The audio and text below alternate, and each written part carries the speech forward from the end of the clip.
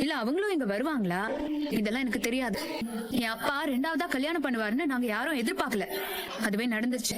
இப்போ நீங்க சொல்ற மாதிரி 3வது 4வது கல்யாணம் எல்லாம் அவர் பண்ணிருக்க மாட்டாருன்னு கான்பிடென்ட்டா என்னால சொல்ல முடியல. கூச்சமே இல்லாம எப்படி பேசுறான்னு பாருங்க.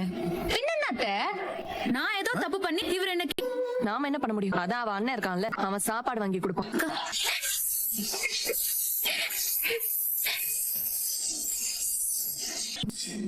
யார தேடுற? அந்த பொண்ணு சிந்துவதான் சாப்பாடு கொடுக்கலான்னு. நீ தேவையில்லாத வேலை பண்ணாத. அக்கா பாவம்க்கா, அந்த பொண்ணு பசியில வந்திருக்கா. அவளை போய் திரும்பி அனுப்பிட்டாங்க. எங்க போனா?